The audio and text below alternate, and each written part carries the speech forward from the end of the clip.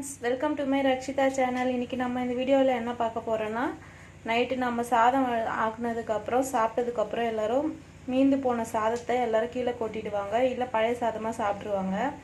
அதுக்கு பதிலாக நம்ம என்ன செய்யலான்னு பார்த்தீங்கன்னா, மீந்து போன சாதத்தில் வந்து புளி வந்து ஒரு நம்மளுக்கு எந்த அளவுக்கு சாப்பாடு இருக்கோ அந்த அளவுக்கு தேவையான அளவுக்கு புளி எடுத்து ஊற வச்சு அதோட உப்பு போட்டு நல்லா கரைச்சி இந்த சாப்பாட்டோடு சேர்த்து நல்லா கலந்து விட்டுடுங்க. அதுக்கப்புறமா பார்த்தீங்கன்னா காலையில் இந்த சாதம் இந்த மாதிரி இருக்கும். இப்போ தாளிப்பு கொடுக்கலாம். அதுக்கு சிம்பிளாக ரெண்டு பொருள் இருந்தால் போதும். எண்ணெய், கடுகு, அதுக்கப்புறம் இந்த காஞ்ச மிளகாய், கருவேப்பிலை இருந்தால் போதும். இதோட நீங்கள் புளியோதரை பொடி மிக்ஸ் பண்ணிக்கிட்டிங்கன்னா இன்னும் நல்லாயிருக்கும். வேர்க்கடலையும் சேர்த்துக்கலாம். என்கிட்ட இப்போ அது இல்லாததுனால புளியோதரை பொடி தீர்ந்து போச்சு. அதனால் நான் சிம்பிளாக தாளித்து காட்டுறேன். வாங்க எப்படி செய்யறதுன்னு பார்க்கலாம். இப்போ நான் ஸ்டவ் பார்த்து வச்சு கடாய் வச்சுக்கிட்டேன். இப்போ தாளிக்கு தேவையான அளவுக்கு எண்ணெய் சேர்த்துக்கலாம். எண்ணெய் காய்ஞ்சதுக்கப்புறம் கடுகு, உளுத்தம் பருப்பு சேர்த்துக்கலாம். கடுகு வெடித்ததும் நம்ம எடுத்து வச்சுருக்க மிளகாய் சேர்த்துக்கலாம். சேர்த்து நல்லா வறுத்துக்கலாம்.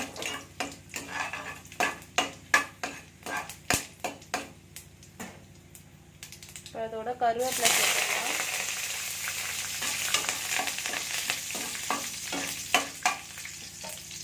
நம்ம உப்பு சாதத்தில் சேர்த்துருக்கோம் ஏற்கனவே புளியோட கரைச்சி, அதனால உப்பு இப்போ சேர்க்க தேவையில்லை. ஒரு 1/4 ஸ்பூன் மஞ்சள் தூள் சேர்த்துக்கலாம். இதோட இந்த டைமில் வந்து புளியோதரை பொடி, வேர்க்கடலை இருந்தால் நீங்கள் சேர்த்துக்கலாம். எங்கிட்ட தீர்ந்து போச்சு, அதனால நான் சேர்த்துக்கல. சிம்பிளாக தாளிச்சுக்கிறேன். நீங்கள் உங்கள்கிட்ட இருந்தால் சேர்த்துக்கோங்க, நல்லா டேஸ்ட்டாக இருக்கும். இப்போ எடுத்து வச்சுருக்க சாதத்தை சேர்த்து நல்லா மிக்ஸ் பண்ணிக்கலாம். சிம்மில் வச்சுக்கோங்க அடுப்பை.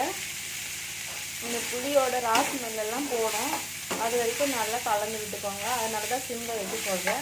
ஃபாஸ்ட்டாக வச்சிங்கன்னா சாதம் தீஞ்சு போயிடும். நான் சின்ன வயசாக இருக்கும்போது என் பாட்டி எனக்கு இப்படி தான் செஞ்சு கொடுப்பாங்க. எனக்கு இந்த சாதம் ரொம்ப பிடிக்கும். இதோட புளியோதரை பொடி சேர்த்திங்கன்னா புளியோதரை மாதிரியே இருக்கும், நல்லா டேஸ்ட்டாக இருக்கும். இதோட ஒரு மிளகாய் தொக்கு வச்சு சாப்பிட்டிங்கன்னா செம்மையாக இருக்கும். நான் அந்த மிளகாய் தொக்கு எப்படி செய்கிறதுன்னு காட்டுறேன். அவ்வளோதாங்க, புளியோட ராஸ் ஸ்மெல்லாம் போயிடுச்சு. சிம்பிளான ஈஸியான தாளித்த சாதம் ரெடி ஆகிடுச்சு. நீங்களும் ட்ரை பண்ணி பாருங்கள். இப்போ மிளகாய் தொக்கு எப்படி செய்கிறதுன்னு பார்க்கலாம். அதுக்கு தேவையான பொருட்கள் பார்க்கலாம். காஞ்ச மிளகாய் எடுத்திருக்கேன், சின்ன சைஸ் அளவுக்கு புளி எடுத்திருக்கேன், நெல்லிக்காய் சைஸ் அளவுக்கு ஒரு 7-8 பல் பூண்டு சேர்த்துருக்கேன். அதோட கொஞ்சம் கருவேப்பிலை சேர்த்துருக்கேன். கொஞ்சமாக கல் உப்பு சேர்த்து தேவையான அளவுக்கு தண்ணி சேர்த்து நல்லா தொக்க அரைச்சி எடுத்துக்கலாம். பாருங்கள், நான் மிளகாய் தொக்க அரைச்சிட்டு வந்துட்டேன். இது நான் மிக்சியில் கம்மியான குவான்டிட்டியில் அரைச்சதுனால என்னால் கெட்டியாக அரைக்க முடியல. நீங்கள் அம்மியில் அரைக்கிற மாதிரி தான் நல்லா கெட்டியாக அரைச்சிக்கோங்க, தொக்க மாதிரி நல்லாயிருக்கும்.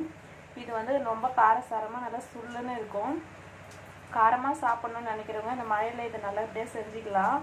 உங்களுக்கும் ரொம்ப பிடிக்கும்.